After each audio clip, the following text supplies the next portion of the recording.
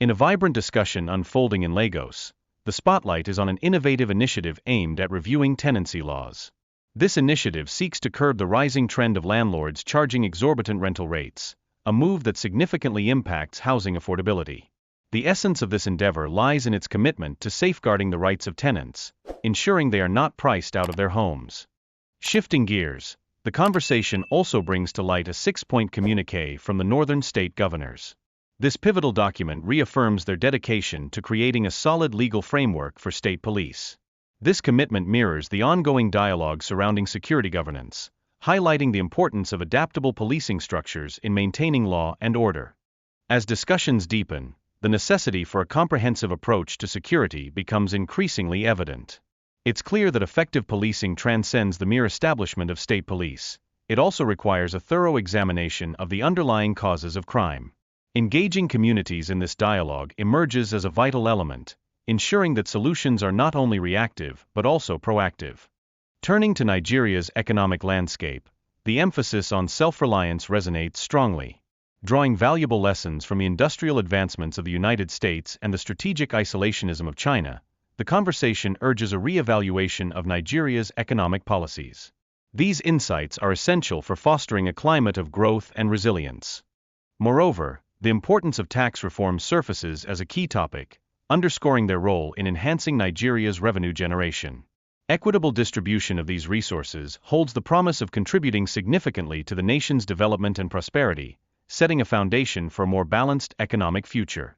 However, as we focus on addressing insecurity in northern Nigeria, understanding the root causes becomes paramount. With ethnic tensions playing a crucial role, the conversation shifts towards implementing effective peace-building strategies that acknowledge and address these complex layers. In this context, landlords and agents emerge as influential players within the housing market, their decisions significantly impacting rental prices and tenant experiences. For the government, effective engagement with these stakeholders is not just beneficial, but essential for fostering a balanced housing ecosystem.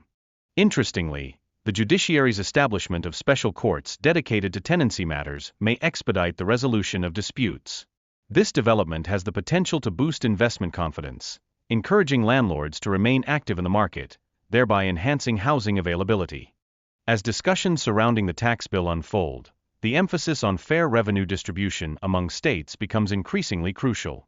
Ensuring that these revenues are channeled into developmental projects speaks to a commitment towards fostering overall national growth and stability. Yet, reflecting on the historical reluctance of politicians to tackle crime while in power sheds light on the pressing need for accountability and transparency in governance. This repeated cycle of inaction not only hampers public safety initiatives, but also breeds mistrust among citizens. In a chilling note, the alarming rise of banditry and crime in Nigeria, particularly in the northwest, illustrates a troubling systemic failure that demands urgent governmental attention. Recognizing this crisis as more than just a crime wave means confronting deeper societal issues.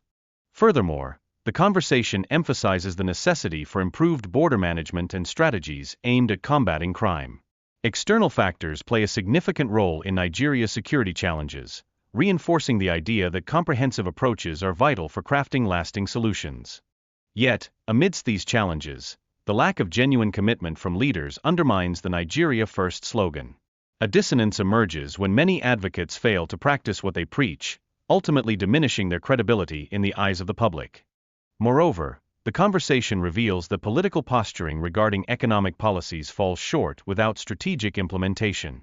It becomes clear that addressing infrastructure gaps and ensuring access to finance are essential components for stimulating local manufacturing growth. As discussions move forward, the decentralization of policing and security systems emerges as a critical factor for effective governance. Localized policing not only enhances community safety, but also ensures responsiveness to the unique needs of each locality. In light of this, the role of government in regulating housing markets becomes increasingly crucial for economic stability. Thoughtful interventions can create a balance between supply and demand, ultimately ensuring housing remains affordable for citizens. Additionally, market dynamics illustrate that landlords must be adaptable to the prevailing economic conditions. When tenants face discouragement, the market naturally recalibrates through new developments and offerings, fostering a healthier housing sector. Yet, amidst these economic tensions, addressing fundamental issues remains key during periods of crisis. Adjusting accommodation prices not only helps sustain social balance, but also plays a vital role in supporting community welfare. In the realm of global dialogue, the Pope advocates fervently for economic justice and the rights of workers, carrying forward the legacy of Pope Francis. This mission seeks to protect the marginalized and ensure a fair distribution of resources, reinforcing the bond of humanity. However, a delicate challenge lies in reconciling traditional church teachings with modern societal issues, such as homosexuality. The Pope's approach aims to minister inclusively, addressing contemporary concerns without compromising the Church's core values. The Pope's global perspective carries great significance as he guides 1.4 billion Catholics worldwide. His potential to transcend American political landscapes focuses not only on evangelism but also on deeply rooted teachings of Christ, fostering unity among believers. In these turbulent times, the significance of Christ's invitation to the weary resonates deeply, highlighting the need for rest and solace. This call reflects a compassionate mission, crucial for both spiritual and emotional healing in a chaotic world. Meanwhile, the meeting of European leaders in Ukraine stands as a testament to a united front against ongoing conflict. This gathering underscores the crucial role of diplomatic efforts in achieving peace and stability within the region. Lastly, the ongoing discussions surrounding sanctions and Russia's adamant refusal to agree to a ceasefire unravel the complexities of international relations. This intricate web emphasizes the urgent need for realistic and pragmatic solutions to finally bring an end to hostilities. In the studio, I have Jide Ologun, legal practitioner and national development advocate, Professor Anthony Killer, Director, Commonwealth Institute of Advanced and Professional Studies, Okpeyemi Adamolekun, who is in our Abuja studio, Executive Director, Enough is Enough, and Professor David Aworawo, Professor of International Relations and Strategic Studies at the University of Lagos. Well, gentlemen and Okpeyemi, we have had two guests looking at a number of topics. Nigeria First policy, the endorsement of the tax bills by the National Assembly, now leaving the two chambers to come together to look at all the four bills and harmonize their positions. As for the issue of the Nigeria First policy, we're waiting for the government, for the president to sign an executive order. Our guest, Johnson Chukwu, High Chief Johnson Chukwu, also, in addition to those two subjects, talked about the plan in Lagos State to review the tenancy laws to prevent landlords and agents from charging exorbitant rates arbitrarily. And then we had Dr. Kabiru Adamu, who reflected on the meeting of the 19 northern states governors who decided at the end of their meeting yesterday, issued a 6-point communique restating their commitment to state police and calling on the National Assembly to come up with a legal framework, enabling framework for state police. Let me start with you, Okpeyemi Adamolekun, in our Abuja studio. Hello? Can you hear me? Yes, clearly. Please go ahead. Excellent. Thank you. Good afternoon, gentlemen. Good to be back. Yeah, quite a number of issues, but I think I'll start with the Nigeria First one. I was actually looking for the document President Buhari signed in 2018. And I'm not sure, maybe Dr. Abati can help me, because I'm trying to figure out how this policy is different from what we already have existing.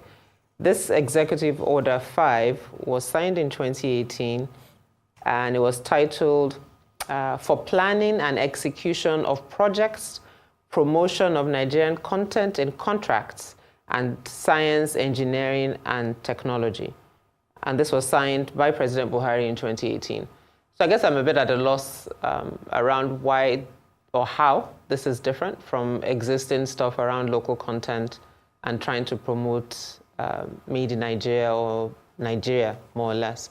And I like the points that Mr. Johnson made around the enabling environment to make that possible. Productive capacity, the state in itself leading from the front. What is the state doing in showing that either at the state level or at a federal level, or maybe even starting at the federal level by the president, and even if it's just the presidency, leading in the way they promote Nigeria and what they do about Nigerian goods and services. And the second point I guess I'd like to highlight would be the issue on state police and security. I love the point our guest made around the fact that security is not just about the arms component of it. It's really about how do we see human beings, how do we see state assets, and how do we see our approach to crime and correcting people who are arrested for criminal actions. So if we're not engaging in like a correctional service that that's focused on rehabilitation, if we are not concerned around what is it that pushed people to crime and how do we curb that, if we are not dealing with the inconsistencies in how our federal agencies are structured. So we have a federal police, but if you ask any state governor and really any state commissioner of finance, maybe more specifically, who in a sense pays to run the federal police, you will get a different answer. And then to the point you were asking, Dr. Abati, is this integration with all these vigilante groups that we're setting up. But obviously they're not integrated. So you have a vigilante group that doesn't have a direct line to the state commissioner of police to provide intel that will be taken seriously. The state commissioner of police cannot take action based on his turf of operation unless he gets approval from somebody sitting in Abuja, in our case currently, that is there at the beck and call of the president and doesn't have independence. So the way our security apparatus is structured, the answer is not state police just from a power perspective. It's just the way, how do we see security? How do we see the protection of lives? Chibok local government in Borno State has been under attack literally for the last 3 weeks. But you won't hear a peep in the media because, again, that's a reflection of how do we see security. How is Governor Zulum dealing with one local government in his state that's been under attack continuously for the last 11 years? And so again, to our guest's point, if governors cannot take control of, at that level, what is it about state policing that will suddenly give them the strategy, the idea, the tactics, or more importantly, the will to be concerned about the citizens within their state? And let's not forget, we're less than 2 years away from an election. So part of the dynamics that one also needs to be mindful of is how does this play in putting the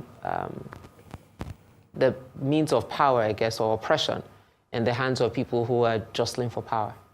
Thank you. Okay, thank you. Mr. Logan. Thank you very much.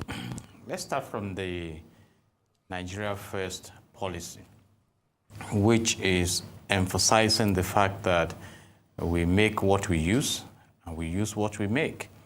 And if you look at the United States of America, from where we may appear to be borrowing that coinage of America First of Donald Trump, they've gone far in industrializing the environment. But even with that, when Trump started jumping up with his tariff war and everything, he was reminded that he may need to check his toothbrush very well to confirm whether it's not made by the Chinese. Because what the Chinese did at the time was to slip into what is called isolationism in economics, to develop local capacity. And from that environment of developing local capacity, now that has been exported. And the threat now in the world is that China may be taking over in the global space of economics. And so Nigeria needs to learn that if we are saying Nigeria first, how is the economic environment of this country? What sacrifice are we willing to make? You know, there had been seasons in the past when, okay, wear Adire, wear this. But shockingly at the time, even some of the fabric of Adire were produced from outside the country and brought into the country. So how can we energize the economy? We talk about energy for the industrial sector. We talk about tax policies that are business friendly. We talk about the government deliberately empowering institutions in the country to ensure prosperity. But if it's just about having a coinage, it will just add up to some that we had in the past. But there's this Chinese saying that the best time to have planted a tree was 20 years ago. The next best time is now. So if President Bola Ahmed Tinubu believes strongly that this is the time to start developing Nigeria, I wish him the best. It's a possibility. We have the overflowing resources to do that, particularly when we may not be relying so much on foreign aids coming into the country. And that brings us to the tax reforms. It's a good thing those bills have been passed in the National Assembly, and it is to re-energize the revenue drive formula and make the tax system equitable. And we hope that that will be the case. And it won't just be a matter of generating revenue that may not be deployed to develop the nation. And then all the gray areas that sprang up, I believe they've been resolved. And reportedly, I think about 68 organizations participated, even some religious leaders, in looking at those documents. And then we wish the country the best on that. And that tax brings us to the issue of security in the country, and insecurity in particular in the northern part of the country. I was touched when the expert told us that about 90% of the insecurity in Nigeria is in the northern part of the country.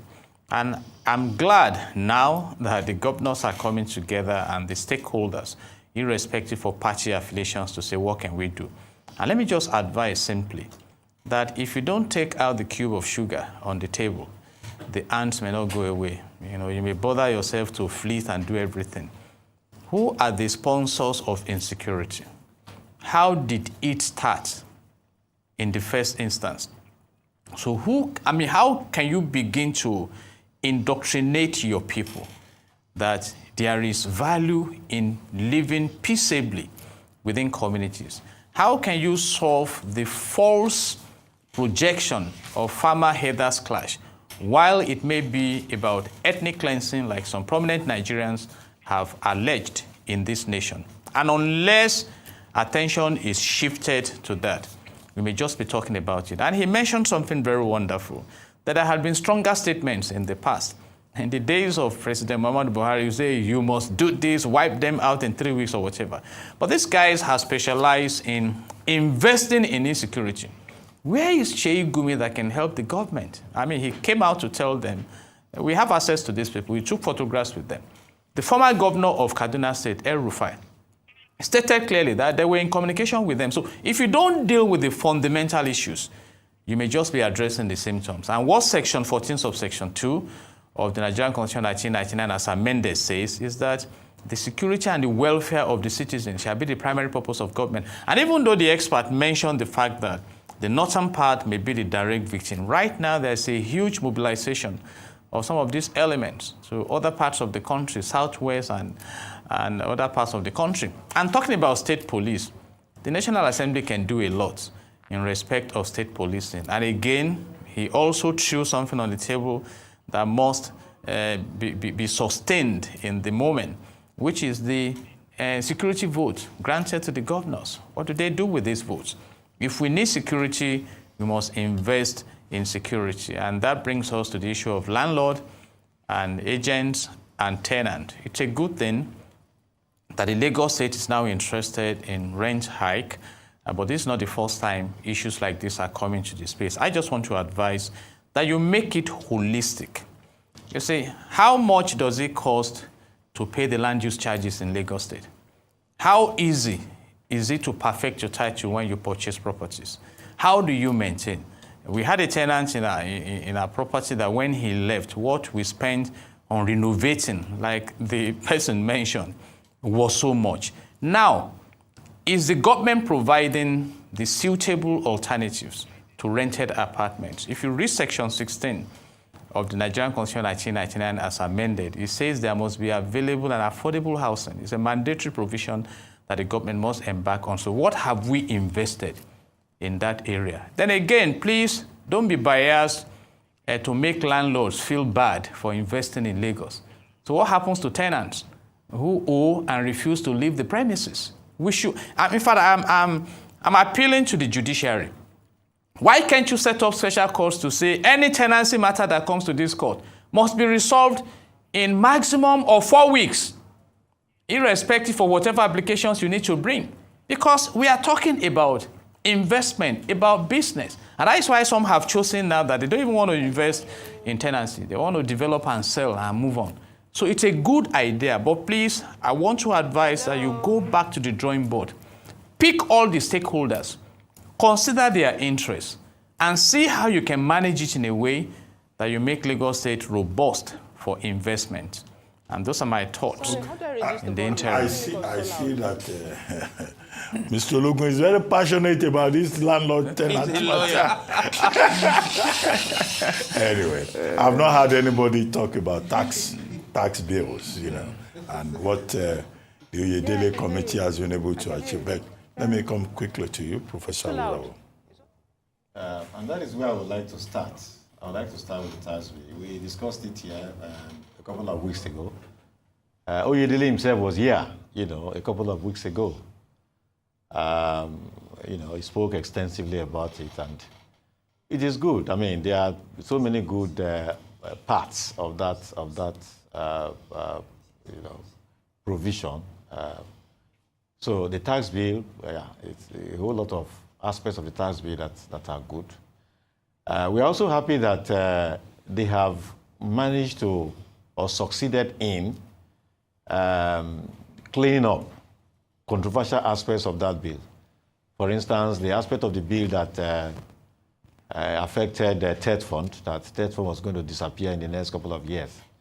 We drew your attention to the fact that would be a tragedy, because we have new universities that 80% of the buildings there are TED fund you know, sponsored. And there are other countries like Ghana even copying it. And they are laughing at us that this thing that is so good for you and we are copying, you want to throw it away. All of that has been corrected now, and different other aspects of the bill. There are still a few things about the bill that we are not satisfied with. One of these is this sharing of VAT, which has not focused on derivation, but focused on equity and other things, so that the issue of Moki the work, Babu the chop continues. People are opposed to certain things. The VAT is generated through those things, and they have a good share, if not the lion's share, from that. We don't think that is fair enough, but the governors accepted it, even the ones whose states are affected negatively by that provision. So we'll move on. There will be more, you know, more revenue for the government. Again, like Barrister Ologun said, how the revenue is spent is another issue entirely. We hope that the revenue, additional revenue that will be realized, will be spent on you know, developmental issues that projects that would contribute to overall development of the country.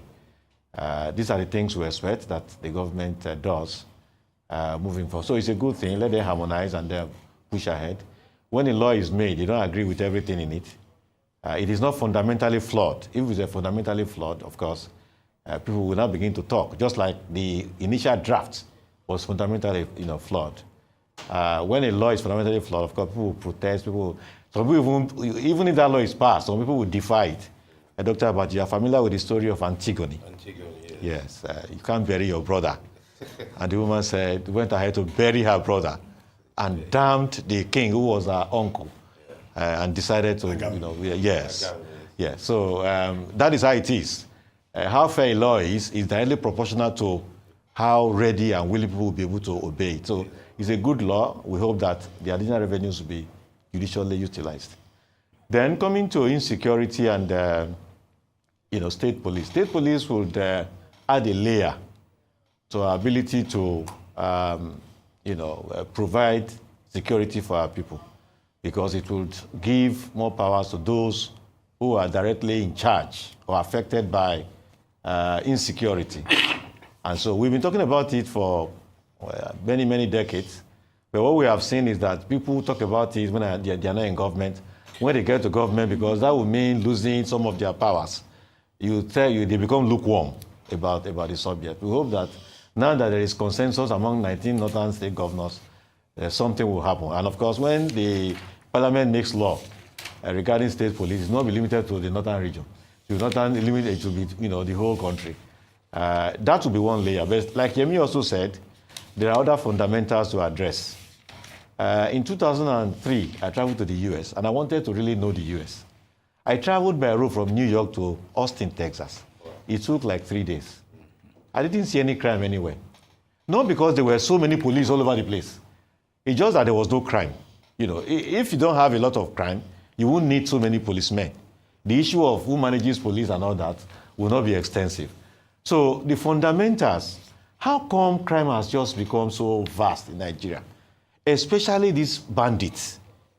In the last couple of years, we don't know where they came from, and they have taken over, the Northwest especially. These are fundamentals that we need to address. And like Barrister Logun has said several times, these crime, terrorism, banditry, they have sponsors. And, a country like UAE has provided us a lead in that regard.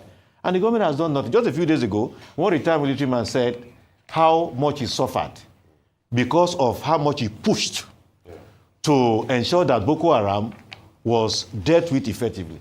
What that means is that people at the highest level of, in government in Nigeria are involved in, or at least try to protect these people who commit crime and terrorists. So these are the things that government has to look at for fundamentally. It is something that needs to be addressed. It's a multifaceted thing that needs to be addressed from multiple dimensions. State police will be one of them. Strategy will be one of them. The reason why those who commit this crime are committing it, another one. Border management will be another one. Those are issues that will need to be addressed for us to be able to see a headway in drastic reduction of security in the country. Then landlord, I wish the government well, because since the government started speaking about it, I have landlord friends who are landlords. They say, well, is it the government that gave me money to build my house? They should first go and do something to reduce the cost of material to build houses before they start talking. That's why Mr. Logo said it's a business. Yeah, it is, but it's a two-way thing. The tenants, some of them will say, okay, let me pay and enter. After I pay, I won't pay again. Maybe the case will drag in court for over a year. That's what the point Mr. Logo is making. That should be handled expeditiously. But the other side to it is that the government that is saying the rent will be reduced and all that, there is a whole lot more that the government needs to do. When the building material is high, the rents were not as high as this until things became so expensive. So beyond just trying to regulate the rent and all that, the fundamentals of that make the rent to become high, these two needs to be addressed. And the governments in Lagos have always done this. From Bolaji Johnson, in fact, there is a song about Bolaji Johnson regarding managing prices and rents. When I met him in 2011, I asked him, I said, people sing about you. What was the interest? And he told me, he said, well, I was trying to make Lagosians feel fine. But somehow, the people didn't make the thing work as I expected. Well, we leave that one for Bolaji. That's how the song ends. Anyway, so it's something that's been there all this while. And, Governor Sanwo-Olu needs to look at it beyond just regulation of the rents. Other fundamentals will need to be addressed for the thing to be effective. That is the point we are making in this regard. And finally, Nigeria first. I sometimes am ashamed of us, ashamed of our leaders, of aping things that happen elsewhere. Trump comes and says, America first. And just a few months later, Nigeria comes and says, Nigeria first. We have been talking about local content all this while. Why Nigeria first? Just because Trump is saying America first. The same as OAU, African Union. Yes. Just like Yemi said, this thing has been there for a long time. Just to wrap up, The fundamental thing has to do with Nigeria developing capacity within. The US is also facing the same thing. China has an advantage over the US because they're able to produce more cheaply, which is why Trump waited forever for China to come and beg, and that didn't happen. So we have to develop first, because if there's something we need and we are not producing it, we have to get it from somewhere. Nigeria first will make no meaning. So let us first see the template and government action towards providing the alternative within, so as to make it unnecessary for Nigerians to want it from the outside. It's when we see all of these that we can begin to assess it, fruitfully. Professor Kila? Well, let Nigeria first, tax, rent, and security. Let's start from Nigeria first issue. I think this Nigeria first matter, there are three sides to it, in my view. One is political posturing, another one is economic content, and the third is strategic implementation, as it were. I think in terms of political posturing, the government scores high on it, because it shows intentions. It shows that they understand that they need to develop local content, and it would be good if we develop Nigerian manufacturing. The language they score low on, it's poor. It's not a time to be saying Nigeria first. When somebody has said American first before, Professor Awurawa is spot on that. They should have used another slogan or another way to say it. That doesn't make a lot of sense. But the posturing for politics is good. It shows the president or the presidency wants to do something about it. But in terms of economics, I'm going to score them very low on that. Partly because I am personally against protectionism and isolation. I believe in collaboration and competitive advantage, which I think is the right thing. But partly also because objectively, you do Nigeria first, and there are two fundamental things wrong in that. Number one is that most of the people who are talking about who are going to sign the Nigerian first group do not do Nigerian first. You don't see it in their offices, you don't see it in the cards they use, so they lack the moral authority to preach Nigerian first. The other is that the capacity is not there. It's just is what it is. Nigerians don't use foreign things because they hate Nigeria, because generally speaking, the foreign things are either better or tend to be cheaper. That's why they do it. The things that are Nigerian that are good, I think of a particular kind of cable, electric cable. I think of some kind of spices for food. Nigerians use it all over the world. They look for it. They find it. So it's not because they hate Nigeria. And here we go to the strategic implementation. If we want to help Nigeria first policy, if we want local content to grow, the right thing to do is to say, we are doing X, Y, Z to boost production and manufacturing in Nigeria. We are making sure some zones, what are the problems? Infrastructure, power, access to finance. What we should be saying is that to boost manufacturing, to boost industrialization, we are creating some zones where there will be 24/7 power guaranteed as the industrial zone. We are making sure the banks provide finance for these industries and manufacturers so they can produce. And with the government, we'll be buying, for example, 1,000 cars from a Nigerian company.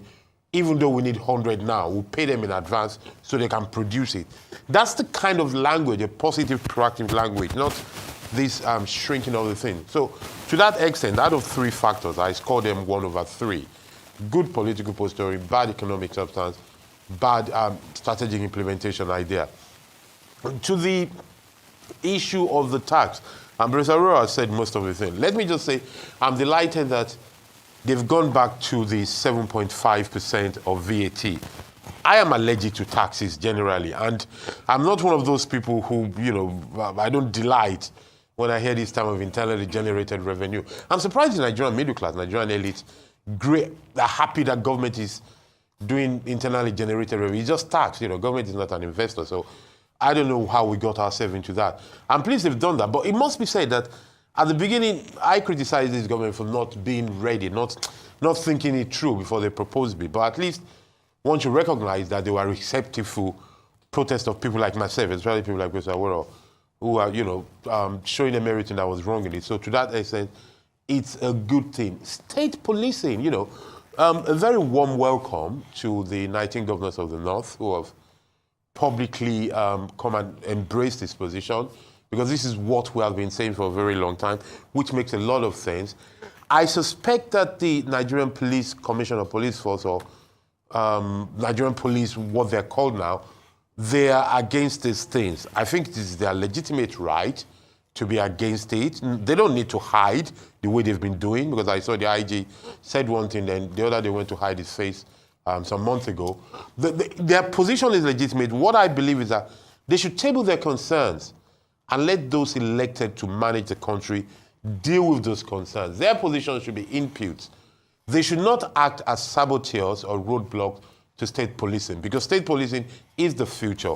Security needs to be decentralized, the power needs to be devolved, and the process needs to be digitalized as much as possible if we're going to deal with it. I agree, I understand when people talk about the need to look at the sociology of crime, to look at prevention, to look at winning hearts and minds. I agree with that. But I also believe that we need to be very strong on crime. We need to show people that are trying to kill us, take our property, that this state, because it's a legitimate existing state, is capable, willing, and ready to use superior and legitimate force.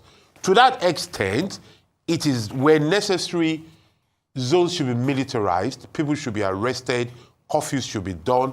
There should be a sense of war against terrorism while we deal with other things. And I believe that decentralized policing, state policing in this case, is a way to go. Left to me, we should be talking about local government policing by now. So let me warn those who are against it that is where we're going to in the end. The other issue is the Lagos State's initiative. I think it's a very good initiative. There's no other way to put it. Is it fair on tenants? No, it is fair on everybody. It is tough on landlords because they are being asked to move away from rent seeking. We should look at it that it doesn't make sense. Nobody earns their income 5 years in advance. For starters, telling people to pay 2 years in advance does not make sense. We need to have the courage to look at these things and change our investment model, if they say it's an investment. We need to understand that at a time of crisis like this, one of the 5 major components of the indices that causes inflation and hardship in the country, accommodation is one of them. So it makes sense for the government to come out to say, we're going to force you to reduce that hike. If you're so keen on your investment, you're free to take your money away. It's not a problem. Other people will come. Those who say that people are being, discouraged from the rent market, the market will take care of it. Let them keep selling and building. At some point, they will need tenants. These things do not require a lot of things. It's just market. And I believe that the intervention of the Lagos government is a crucial intervention because in times like this, when you have this kind of economic cycle, this kind of tight bottleneck, it is important that you adjust some fundamental things. And one of the fundamental things that can be adjusted is actually the price of accommodation. And I think Lagos State is going in the right direction. Okay, thank you, guys. Let's take another subject. Well, it was suspenseful, wasn't it? After 133 cardinals of the Roman Catholic Church from 70 countries this past Thursday elected a new pope to replace the late Pope Francis. The new pontiff, 69-year-old United States Cardinal Robert Prevost, emerged after 2 days of the most diversified papal conclave in the history of the Church to lead the estimated 1.4 billion members of the Catholic Church worldwide. The first American pontiff in history chose the title of Pope Leo XIV. He is reputed to have global experience, spending much of his career as a missionary in South America and worked for many years as a missionary in Peru before being made an archbishop, and most recently led a powerful Vatican office for the appointment of bishops. He is also seen as a reformer who is expected to build on the reforms of his predecessor, Pope Francis. Well, on Friday, he conducted his first Mass as Pope Leo XIV. On Saturday, he visited the Santa Maria Maggiore, where Pope Francis was buried, and one other shrine belonging to the order of St. Augustine, which is where he came from originally.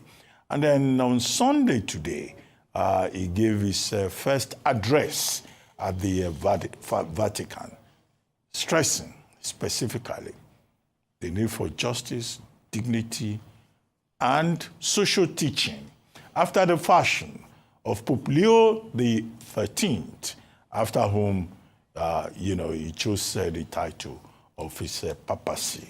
And then the other matter you may want to look at here is that, some researchers have noted that his maternal grandparents are from Haiti, and they settled in New Orleans. And there's so much excitement in New Orleans with people saying, oh, this is actually also a black pope. Well, it doesn't look like a black man to me, but that's the reality. Yemi, let's come back to you in the Abuja studio. Okpeyemi Adamolekun, please. Okpeyemi Adamolekun. We don't have audio connection with her? Oh, okay. Then let me come back to you, Professor Kila. Well, I think definitely it doesn't look black to me that, and it's good enough for him to be the first American. Let them not add the first black as well. He's fine. He's okay if he has Asian origin. That's good enough. But the key thing about this Pope is that when I first heard, I didn't even know it was him. When I heard as an American Pope, I was in the car. I thought, oh, this is to deal with Trump. From that point of view, maybe not.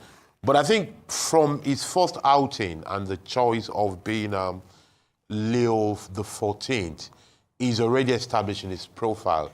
Leo XIII was a pope known as the Good Pope, Papa Buono. He was a pope who stood for justice. He was actually sort of quote unquote a leftist pope, a progressive pope that was very keen about justice of the marginalized and workers and all the underdogs. And I think this pope is coming out straight away to talk about social justice, peace, the need to Gaza, Ukraine, which he calls the beloved. You need to look at that. And he's also going back to somewhere people have left a bit, the reprofiling of Christ and Christendom. He mentioned that he doesn't want people to imagine Christ as just a charismatic figure or a Superman.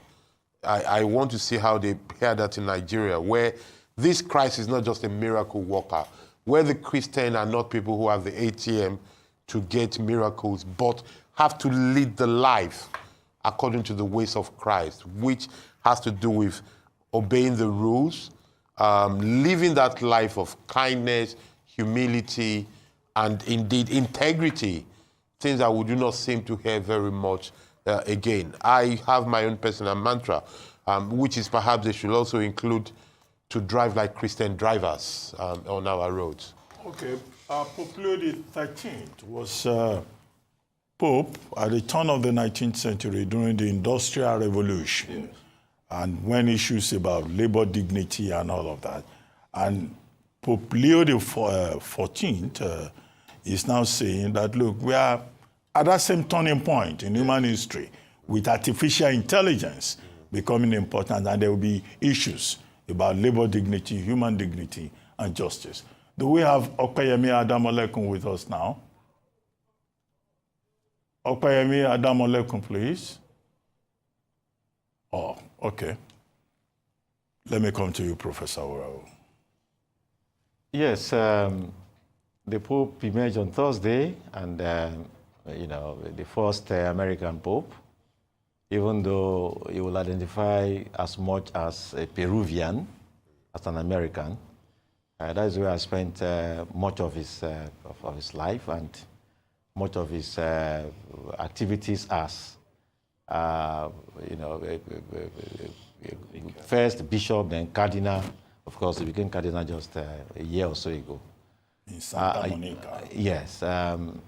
So he's very clearly he's going to continue from where Francis stopped. Those issues that Francis emphasized, those values, those ideals, those are the things he has also focused on. economic justice, equality, workers' rights, and things like that. So, which is in order. You need a voice that strong to drag the world away from one extreme of just a few controlling the global economy and enjoying it. That the majority too have rights to the good things of life. The weaker majority. Yes, the weaker majority. The ones they call the wretched of the earth. Yes, not just yes. So it's in order. He has always been an evangelizer, so he's even going to likely step up, in terms of evangelism, and just like Professor Killer said, the ways of Christ, the simple ways of Christ. Being Christian means living like Christ, Christ-like. And, those values and virtues that Christ stood for, following all of that. One aspect where, of course, in the US, people are already criticizing him, the Trump people. They say he's woke, supporting migrants into the US. He criticized J.D. Vance at some point. He's a leftist and all that, but that won't matter. Some have also said that, he's, the fact that he's the American Pope will further expand America's power. I don't think that will happen. He's going to be in the Vatican, and he has already revealed by the first couple of activities that he's global in outlook. If anything, it may even detract, because you want to be careful not to be seen as, carrying America on his head.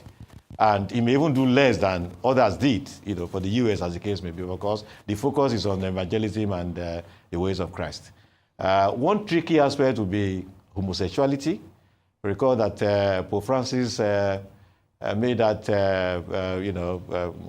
that edict in December 2023, where he said, bless homosexuals, and homosexuals were happy that, we have a Pope who has now sanctioned homosexuality. But, of course, Francis came to say, no, that's not what he meant. And all that, even though, if that was not what he meant, he ought to have communicated differently by saying that welcome them as people seeking God, minister to them regarding God's view on sex and marriage. That would have been clearer anyway. But Pope Leo XIV is clearer by saying that the ways of Christ will not accommodate homosexuality. Don't be hostile to them. Continue to minister to them regarding the ways of God. So this aspect, people are likely going to see him, the liberals see him as a hardliner, but that's how it should be. So we can only wish him well. And we hope that we will be able to lead the 1.4 billion Catholics in the right direction under his papacy. And he looks like a pope from day one. Mr. Logan. And that 1.4 is like the population of the African continent. So I say congratulations to the Catholic community, and especially to my nephew in the U.S., Tuni Edafio, who were in the Basilica in Washington, massive structure there. And he was the first to break the news to me that a new pope has emerged. And I read about the pope when the issue, though he was not that vocal, but on the issue of gender insanity that was coming into the human society, he made a point clear that it was going to generate a gender confusion that will create inexistent gender.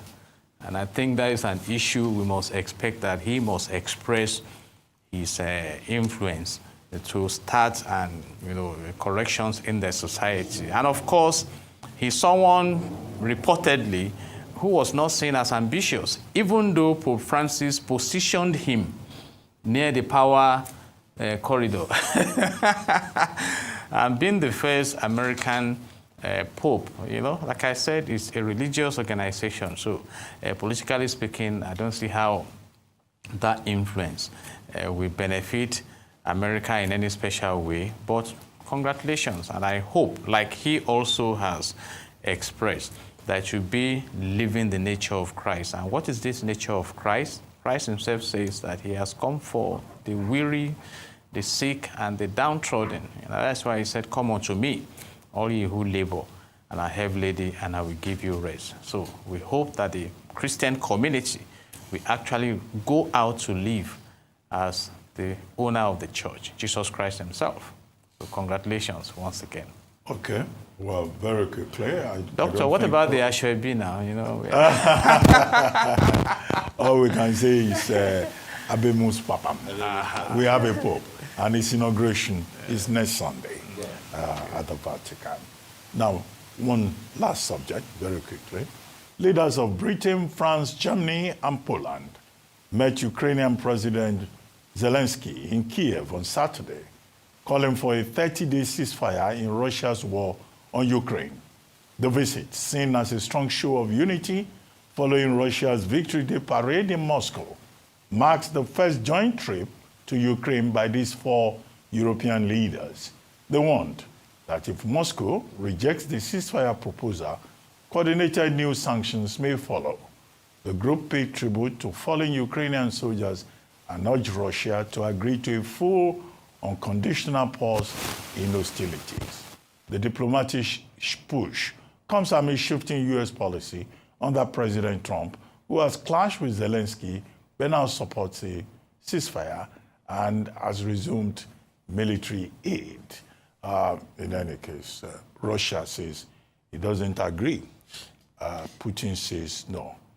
The peace should be the way Russia wants it. And he has called for a meeting, one-on-one meeting next week with Zelensky to resolve this matter in Istanbul. Is Russia buying time so that the war can continue? Very quickly, we have limited time. Mr. Lugun, let me come back to you. You know, let me say this. Russia is insinuating that America may be influencing all this, and that pressure is being put on Russia, that there are some fundamental issues that must be resolved before that ceasefire. But interestingly, like Dr. just mentioned, the big ones are meeting, but those who have died, those who have perished, those who have been destroyed, have been destroyed. Just like when politicians lead many to death on the side of electorates and start defecting to embrace each other. So I wish, it's my wish that we have peace in that region, particularly because of the impact on the global economy. So I wish the EU the best. And at the end of the day, a lasting peace, which I think Russia is more interested in than just an interim ceasefire or resolution. Well, my take is that, is there anything left to sanction in Russia? What the EU and the US should be concerned with is how to get Zelensky and Putin, how much they can shift grant. The issues are clear. Territory, to shift to what point, you know, all of those issues. To see how Zelensky can shift grant, how Putin can, so that they can end the war. Sanction will not, Russia is just fighting on and it's not changing anything.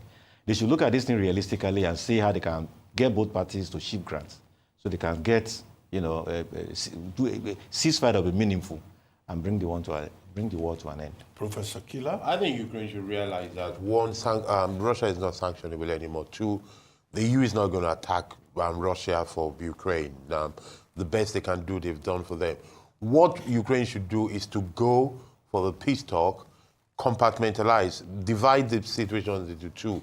One is stop war, the other is let's talk about territory. And I think they should just find a way to move out of it that way, bearing in mind that lives must be saved. Life first. Okay, very good. Thank you, Professor Kila. Thank you, Professor Awurawood. Thank you, Mr. Lugun. And thank you, Okpayemi Adamolekun. Welcome back. It's unfortunate that we could not establish audio connection with in our Abuja studio.